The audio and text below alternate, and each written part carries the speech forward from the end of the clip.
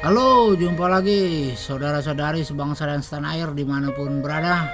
Semoga selalu dalam keadaan sehat dan tetap semangat dalam menjalani hari-hari yang krisis ini. Baiklah, dalam video kali ini kita akan mencoba mengupas beberapa bahaya korupsi terhadap perekonomian sebuah negara. Di antaranya yang pertama, korupsi dapat mengurangi pendapatan negara dari sektor pajak karena penerimaan pajak yang seharusnya masuk ke kas negara dikorupsi oleh para oknum korup.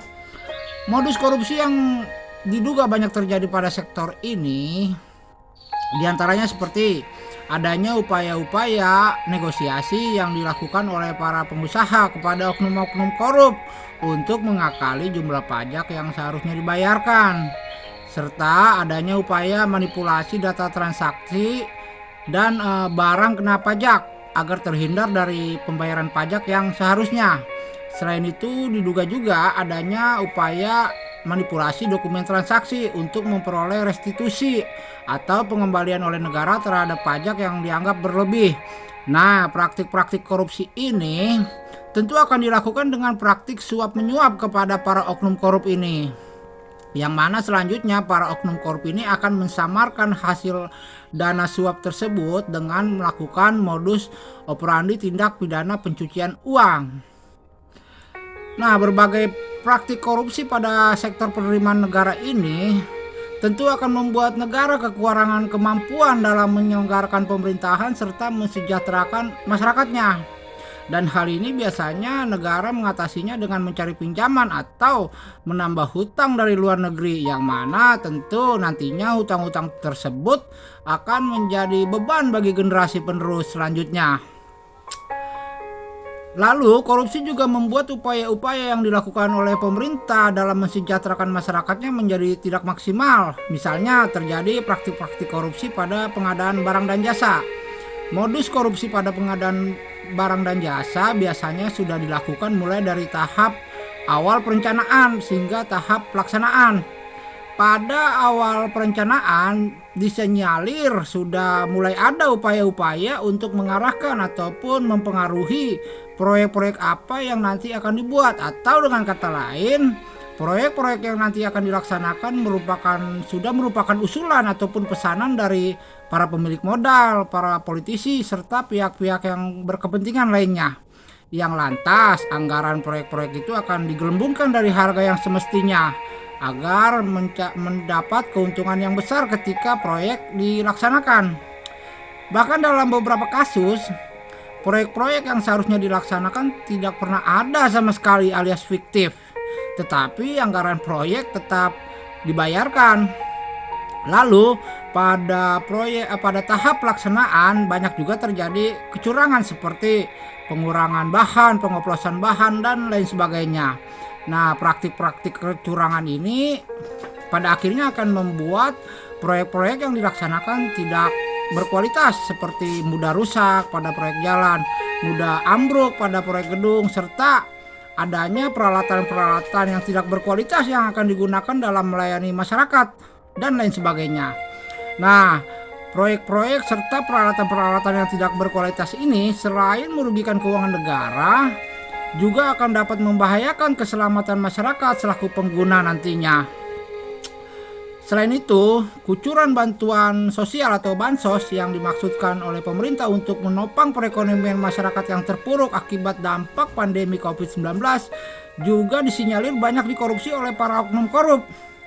Modus korupsi pada bansos ini ditenggarai adanya oknum-oknum pendamping program Keluarga Harapan atau PKH yang tidak memberikan kartu keluarga sejahtera atau KKS kepada keluarga penerima manfaat atau KPM.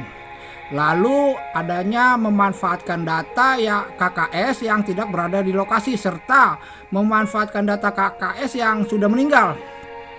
Nah, praktik-praktik korupsi ini juga masih ditambah dengan adanya dugaan distribusi fiktif oleh para penyalur beras bansos.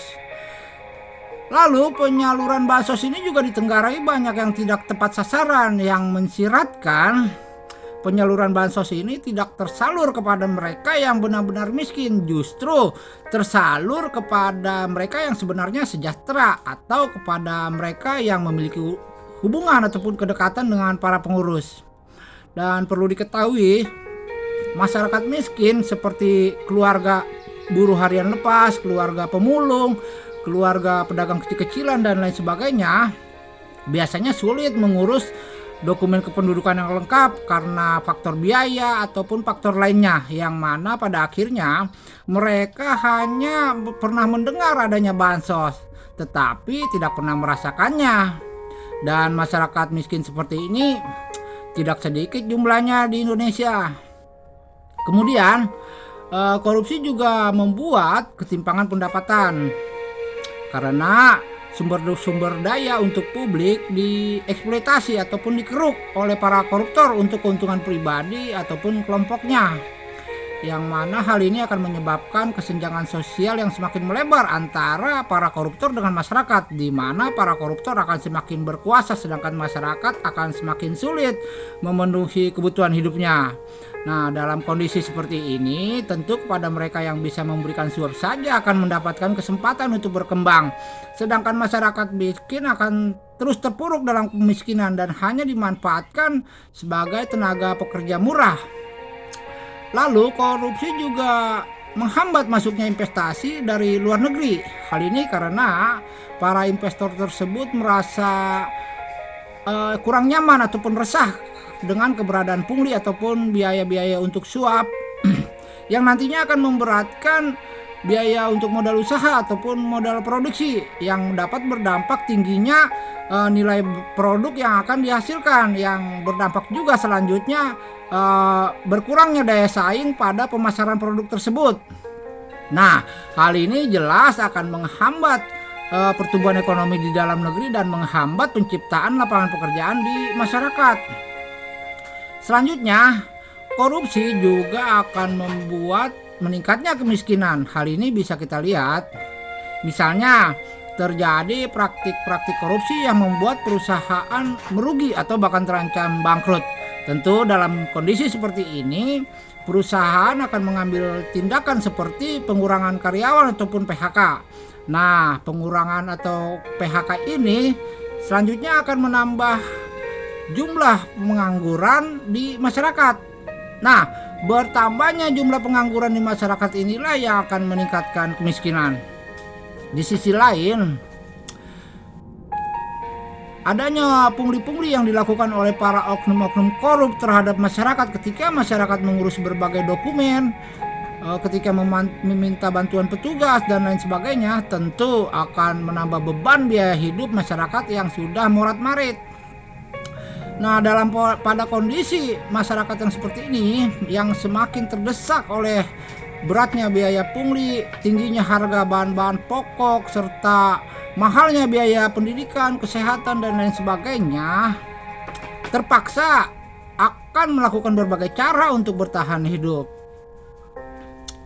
Nah, kondisi masyarakat yang seperti ini tentu akan menciptakan masyarakat yang negatif ataupun masyarakat yang menghalalkan segala cara, dan bila hal ini dibiarkan maka akan menggerus nilai-nilai budaya, sosial, moral yang selama ini ada yang baik menjadi tabiat-tabiat yang melanggar hukum seperti kriminalitas, prostitusi, adanya jual beli organ tubuh, tindak pidana perdagangan orang, dan berbagai penyakit sosial lainnya.